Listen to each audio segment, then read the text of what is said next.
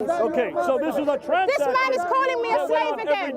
This man is calling me a slave again. Is she my slave? He's your master. I'm his master. Why are you listening to him? Yeah, of course. For this Muslim, she has to be my slave. And why should she be my slave? Because you are using her. Am I using her? He's not using me. Maybe she's using me. No, you using her. This is her research, not mine.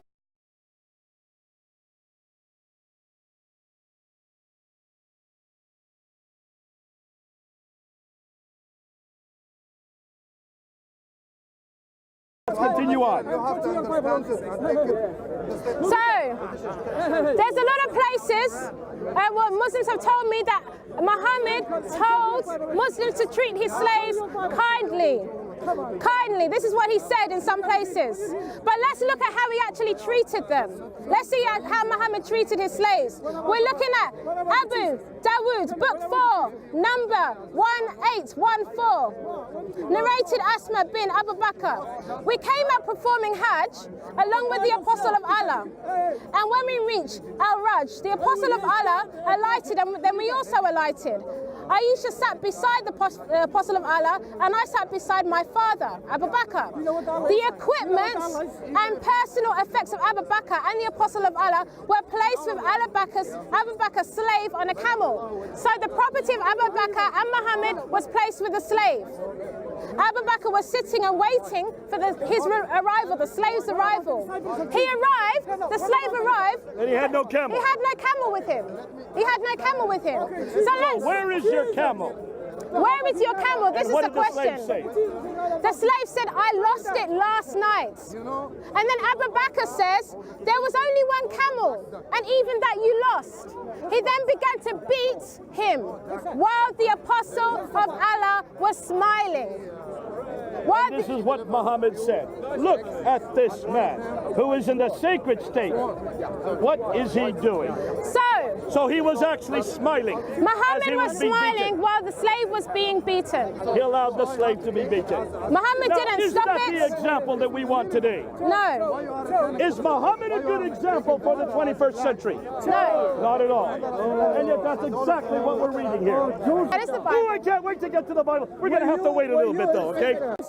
You asked me a question, you're not interested in the answer. It's so sad to watch people like this operate. I mean, these people are representing a faith. The narration in question is clearly a gentle reprimand against beating slaves. To twist this and make out that the Prophet is enjoying watching slaves being beaten is just abandoning all senses of fairness and intellectual honesty. Just looking at the text, there's actually two narrations of the same event as far as I could find. One of them is weak. It doesn't mention that the Prophet smiled. The one which these individuals cited is the sounder narration. However, the key point here is that it clearly looks like a gentle rebuke. How these two missed this is just, well, it's just beyond me. The pertinent part of the hadith in Arabic states, "Unzuru ila hadha al-muhrim ma yasna' wa yabtasim." The Prophet is using the imperative plural for look. So the Prophet is teaching everybody around him a lesson here. He says, look at this muhrim. Now, this is important. That's a person who is performing pilgrimage and is meant to be even more mindful of God, even more God conscious. And he says, what is this? What is he doing? What's this muhrim doing? So he's smiling and saying, what's he doing? It's a gentle rebuke. And he's teaching the audience that this is not the behavior of a muhrim. Another teaching we can glean from this is, upon saying something that is undesirable whilst we're on pilgrimage, rather than rebuking somebody really harshly, just reprimand them gently. Okay, that's not another message I get from that. In fact, a lot of us reprimand people in this way in everyday life. Nobody thinks twice. Nobody misconstrues it, at least. Okay? If you're walking down the street, just imagine this. You're walking down the street, say Oxford Street with a few friends, and one of your friends drops some litter. What do? You smile point at him and say, "What are you doing?" That's a gentle reprimand. Nobody is going to think that you want that person to drop more litter. Everybody knows, right, that you're trying to make that person cognizant of their mistake, right? To represent it as you approving of dropping litter is just, well, it's ridiculous. In fact, this type of mischaracterization of the Prophet as somebody who enjoys beating slaves, it's in contradiction to the Quran itself. The Quran, chapter 4:36, teaches people to do good to the slaves. In addition, we can see through clear statements of the Prophet that he certainly did not enjoy watching slaves being beaten or anything like that. The Prophet said the expiation for beating or slapping a slave on the face for something he has not done is to set him free. And in this one, it states, "I heard Allah's Messenger say, he who slaps his slave or beats him, the expiation for it is that he should be set free."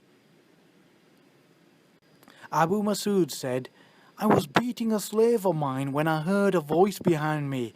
Know, Abu Masud, that Allah is able to call you to account for this slave."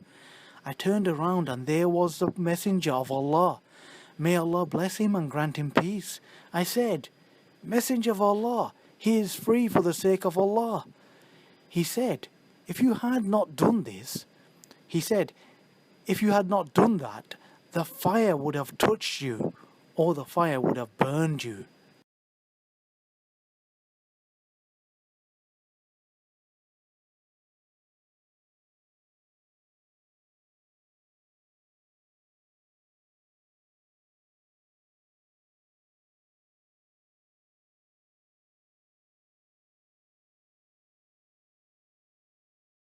That is the Oh, Bible. I can't wait to get to the Bible. We're going to have to wait a little bit, though, okay? Exodus 21:20-21 gives instruction on how to beat your slaves.